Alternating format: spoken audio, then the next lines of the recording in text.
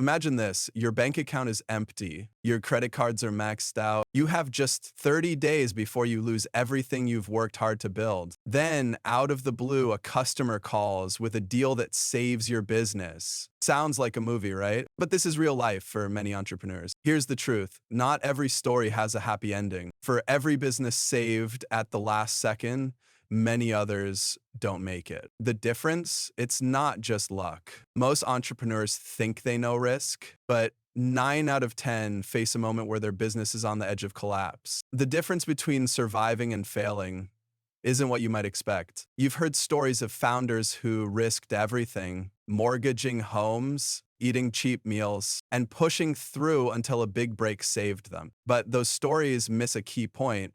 A real entrepreneurial crisis isn't just about being short on cash. It's when your business stops making money, creditors call daily, and you have only days or weeks before everything falls apart. Employees ask about unpaid wages, suppliers demand cash up front, and your landlord threatens eviction. This isn't normal business stress. It's your business fighting to survive. Here's what people don't tell you. We only hear about the businesses that make it, saved by a last-minute deal, loan, or family help. The ones that fail, they don't get TED Talks or write books. Those entrepreneurs often return to regular jobs, face bankruptcy, or deal with the emotional toll of failure. The media loves winners, but the losers stay silent. Entrepreneurs in crisis have a unique mindset. They're super optimistic, seeing solutions where others see only problems. This helps them keep going when logic says quit, but it can also make them ignore warning signs, leading to bigger risks. Different businesses face different crises. Tech startups run out of money before proving their idea works.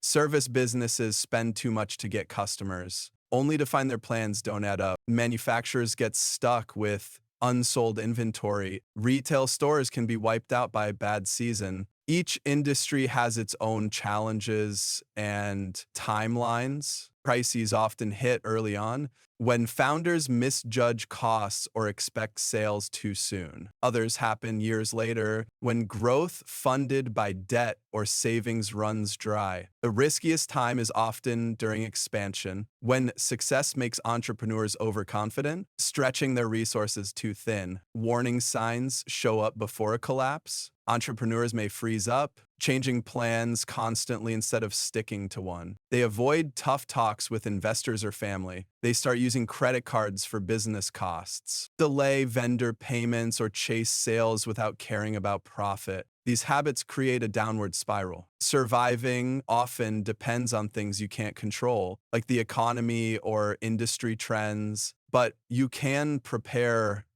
save money, build strong connections with lenders or investors, and have backup plans ready. Smart entrepreneurs plan for tough times, not just growth. They treat financial planning and relationships as seriously as their business operations. Knowing what you're up against is just the start. The real question is, what makes some entrepreneurs come out stronger while others never recover? The entrepreneurs who survive aren't the luckiest or most talented. They're the ones who built resilient systems before they needed them and understood that preparation, not hope, determines who gets rescued. They created early warning systems tracking cash flow and key metrics. They diversified their skills beyond their initial expertise, because your one skill gains you entry, but when you try to grow past a certain level, your lack of other skills is a killer. Stop waiting for your cavalry to arrive. Start building the skills and networks that will either prevent your near-death moment or